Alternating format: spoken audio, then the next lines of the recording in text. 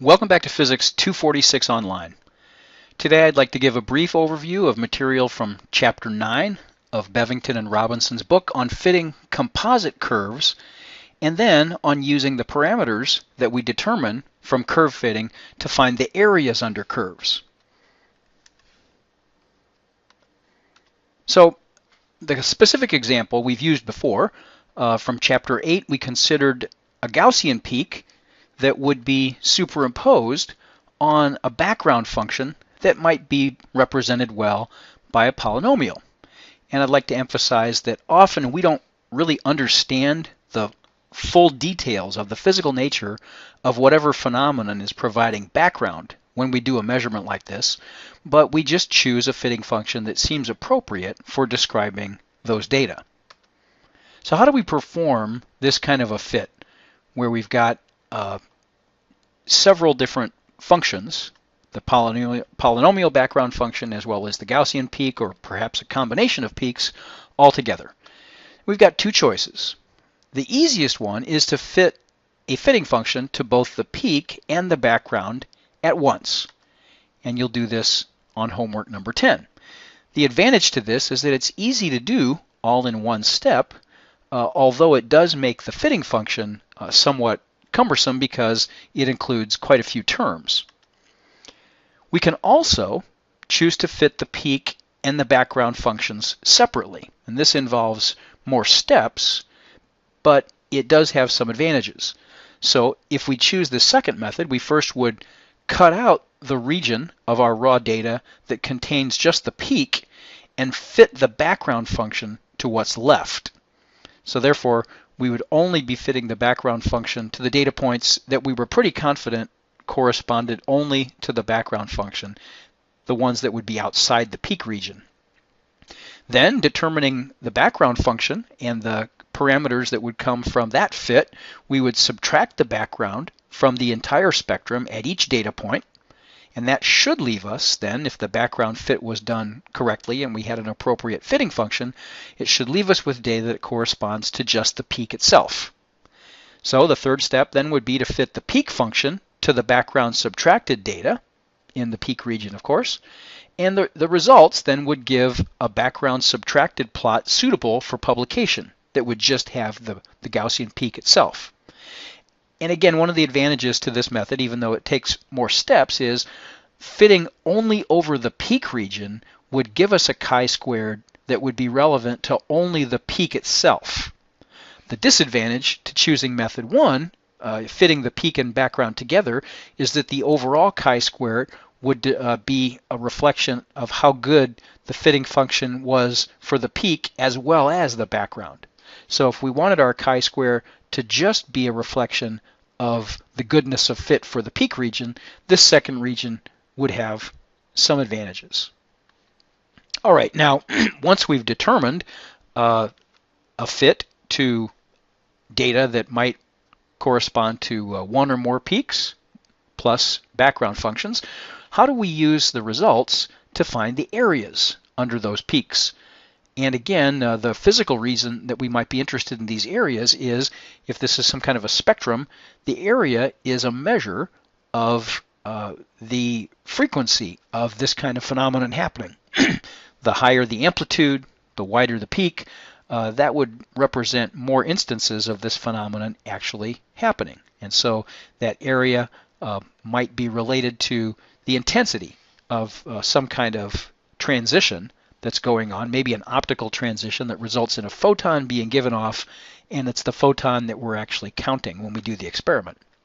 So the analytical method using the raw data would be to perform a Gaussian fit to the peak plus the background, as we've just described, and then we would use the simple equation for the area under a Gaussian peak. You can show, although we're not going to do that here, but you can show that a Gaussian peak, which has these three fitting parameters, the A1 being the amplitude, A3 representing the width, and then A2 indicating the mean, that the integral of that function from negative infinity to infinity is just given by A1 times A3 times the square root of 2 pi. And it makes sense that A2 should not be present in this function because remember A2 only determines the location of the peak, the center of the peak. And so A2 could shift and the entire function's shape would be the same. It would just be located at a different point. So it does make sense that this result only includes A1 and A3. One of the drawbacks of this kind of method alone is that it can result in a systematic underestimation in the overall area if the data actually come from a counting experiment where the Poisson distribution would actually be appropriate. In other words, if each point comes from the counts of an experiment where we're using a detector that's counting particles coming in, those data points would technically be best described by the Poisson distribution, and we, by contrast, would be using a fit to a Gaussian peak and using the area function that would be appropriate to a Gaussian peak. So that small discrepancy between a Gaussian and a Poisson distribution would result in this kind of an underestimation of the area, and there are some examples given in the textbook. So the second method, although it's somewhat controversial, involves data smoothing. And what we mean by this is that we have a simple algorithm that takes our raw data and smooths out the variations within them. A simple method for doing this might be to replace each data point by the average of the two surrounding data points. And so that would tend, if you did that rigorously through all of your data, that would tend to smooth out those variations and reduce some of the noise that might be present in those data. Now the method for doing that is described on page 235 in one of the appendices. Of course, we would do that data smoothing, and then with the resulting data, we would use method 1 to do the analytical fit. Now, this method, of course, by smoothing out the data, you're going to reduce your confidence in some of the fit parameters. It'll increase the uncertainty in some of the fit parameters, but it also tends to minimize this underestimation of the areas described above by using method 1 alone. So data smoothing, although it should be done very carefully, it can give you a better value for the area of one of your peaks. So when you fit composite curves, I just want to highlight a couple of reminders in closing this section off. First, careful estimates of the initial fit parameters are crucial. All right, it's a bad mistake to try to do these kinds of fits, which are an attempt to minimize the chi-square value by just throwing in some numbers casually for the initial fit parameters, because poor initial choices can lead to an optimization to a local minimum in chi-square rather than the global minimum that we're after. Conversely, good choices of initial fit parameters can very efficiently lead to a good approximation to the global minimum, which is what we want. Secondly, always plot the fitting function after you've performed a fit on the same graph as the data. This is a step that's easy to skip over, but it's important because a visual inspection that compares the results of the fitting function to the raw data can alert you to an obviously deficient fitting function that might be obviously the wrong function to use, even though it might give a chi-square value that seems appropriate statistically. So this can often be the result of overfitting, of using a fitting function with too many fit parameters so that the fitting function may produce a low chi-square, but you can tell by the artificial wiggles that are present in the fitting function that it's really probably not the best description of the data.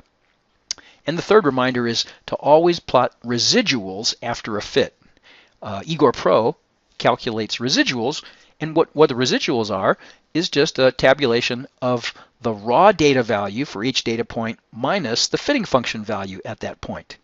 So the reason for doing this is that there are some cases where you might not obviously see a feature that's present in experimental data, such as a very small peak, because of the fact that it can be overshadowed by its close proximity to another peak. And if you plot residuals, sometimes you'll see evidence for another peak that could be included in your fitting function, but you didn't initially include it because it didn't look like you had more than just one peak there. So those are some simple reminders, and you get a chance to apply these in the homework assignment. that I've handed out, and I hope that you can get some good practice using Igor Pro to fit some fairly complicated fitting functions. I'll see you in class.